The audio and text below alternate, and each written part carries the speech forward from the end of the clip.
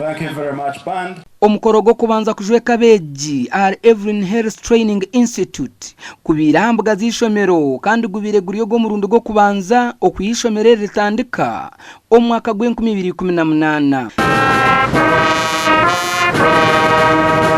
Evelyn Health Training Institute erukushango musave ser omuri Mbarara City South ekozere chango kwegesa abashawe binte bihikine no mutindo enshonga bwenchi binjo mu Abeegi abayendire mishomo yabo amarwaro minje negabitanira okubakozesa.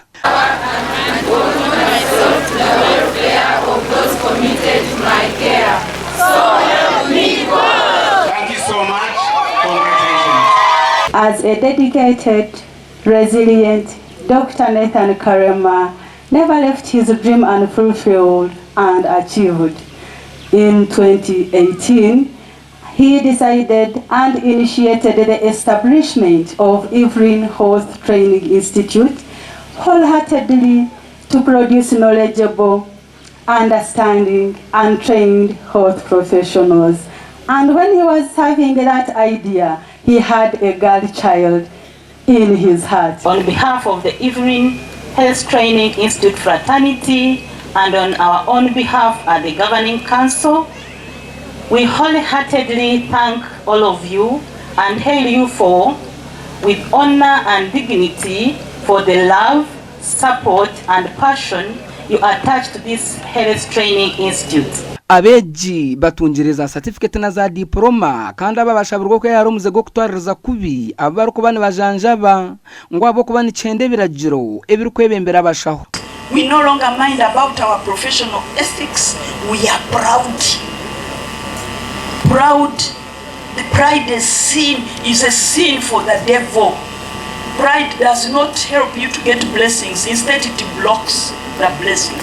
So if you are proud, please make sure that you treat yourself and you stop being proud. Go and do what? Go and serve. Go and serve God. Go and serve His people. Go and serve. Represent Evelyn Health Training Institute virtues. We have trained you. We are satisfied. You have been tested, examined. You have passed the test. Obutumwa bwa Toyota Michael Kaguta bushomerwe Honorable Stephen Kangwaje or MP wa Bukanga. Mwebaro kwehwamu mukehereza byona ngo abana banyu bakaba barungi. Aba bana muri kureba bajwire nkfire bariyo baza mu Uganda omarwaru nabayija kuragurira abanye Uganda ni mu murumu. Mwana muhura speech yo cyara kazori yo murungi yagira tumwira ko muze kwemera ikikinuko muze kwemera bironda muze kwemera umwaga konga muteiba obu bushaha babarwire nko murwire bamutomusiyeta ninga mukayibensha hozabo ninga mukayiba kacumu ninga ka lipstick. I offer myself and also offer my support to mobilize people to come and we mentor these students continuously. Waje bisabahamuru mo kumisiririze okumiza muno okora. Muhereza barwire mbahereze je. Mukunda barwire, muhera barwire Obwegyese mbere atumukora abana banje. Toyota ahire yo muganda gwa miliyoni 10 okuyambisha mereri okugura za computer.